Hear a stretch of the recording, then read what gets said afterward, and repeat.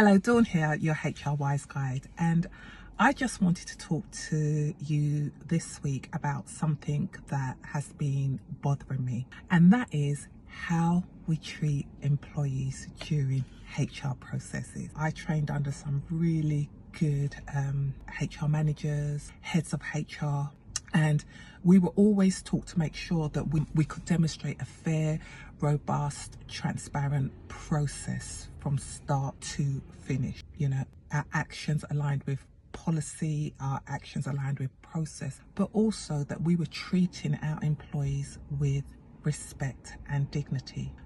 One of the key things we needed to demonstrate, that we were taught to demonstrate, was that we were looking after our the member of staff's health and well-being, that we had given them contact details of the employee assistance scheme. And actually in our letters there was a strapline that says, we recognise that you may need additional support at this time. If you do, these are the details of the employee assistance scheme. And the other thing that we were taught to do was watch out for that employee's health.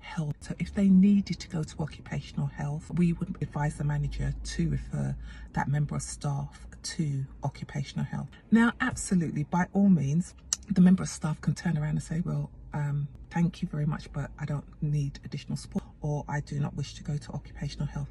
But the point is, the employee's well-being does not get lost in a process.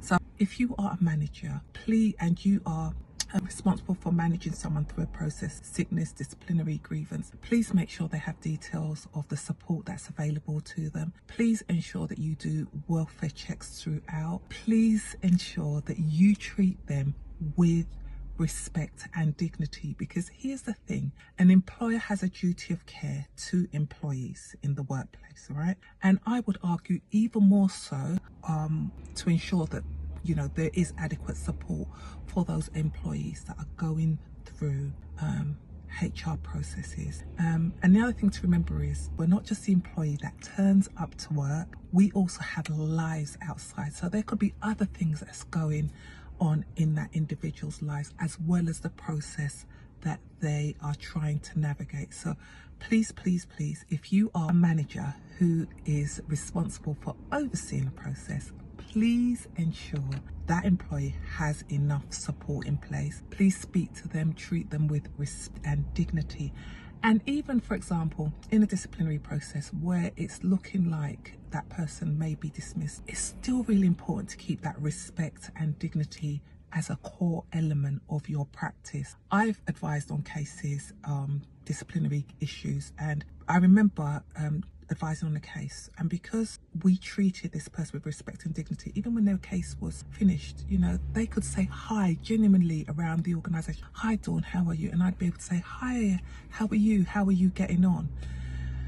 So speak to those people kindly, respectfully, professionally. Make sure that they have the support in place to help them, and also so that you as an individual, you can say, I conducted myself with integrity during this process, and I made sure I did as far as it depends on me to make sure that that employee was treated with dignity and respect.